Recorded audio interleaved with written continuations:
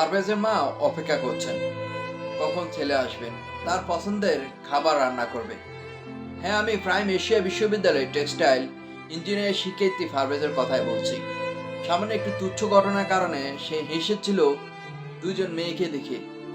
এতে তাকে দুনিয়া থেকে বিদায় করে দেওয়া হলো। এখন পর্যন্ত যে দুই মেয়ের জন্য এই ঘটনা ঘটেছে, সে দুই মেয়েকে এখনো ধরা হলো না, সেটাই দুঃখজনক। ইতিমধ্যে পারভেজের ঘটনার প্রধান আসামি মেরাজকে আটক করেছে র্যাব। জিজ্ঞাসাবাদে সেই স্বীকারোক্তি জবানবন্দি দিয়েছেন। সিএম আদালতের সামনে পারভেজের সহপাঠীরা মানববন্ধন করছেন যে তাদেরকে দ্রুত শাস্তি, পারভেজের ঘটনার সাথে যারা জড়িত তাদেরকে গ্রেপ্তার করে দ্রুত শাস্তি দেওয়া উচিত, দৃষ্টান্তমূলক। শুধু তাদের কেন, যে দুই মেয়ের কারণে আজ এই ঘটনা, যে দুই মেয়েকে অতি দ্রুত আটক করে গ্রেপ্তার করে তাদেরকে শাস্তি দেওয়া প্রয়োজন, যেন দৃষ্টান্তমূলক হয়ে থাকে।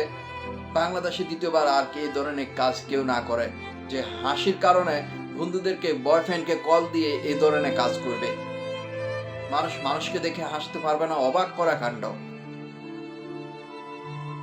পারভেজের বাবা কুয়েতে থাকেন, দীর্ঘদিন কুয়েতে প্রবাসী। নিজের জীবন বিসর্জন দিয়ে সব কিছু দিয়ে ছেলেকে বিশ্ববিদ্যালয়ে পড়াশোনা করাচ্ছেন টেক্সটাইল ইঞ্জিনিয়ারে। একটি বিল্ডিং করলে সে বিল্ডিং এর মূল্যটা আর কোথায় রইল? কে থাকবে? এ ধরনের আহাজারি করছেন।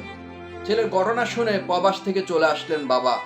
মা তো আত্মনাদে বারবার জ্ঞান হারাচ্ছেন, মূর্ছা যাচ্ছেন, শুধু বলতেছেন আমার ছেলে কই, আমার ছেলে কই।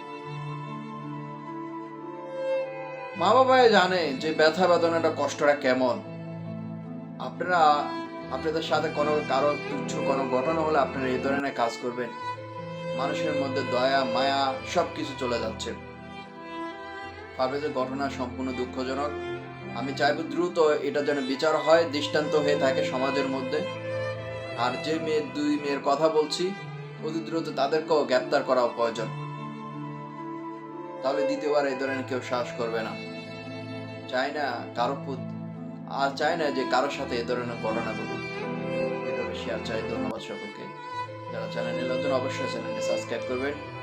আর ফেসবুক পেজে দেখে থাকলে পেজটি ফলো দিয়ে লাইক, কমেন্ট করে শেয়ার করবেন। ধন্যবাদ সকলকে। আসসালামু আলাইকুম।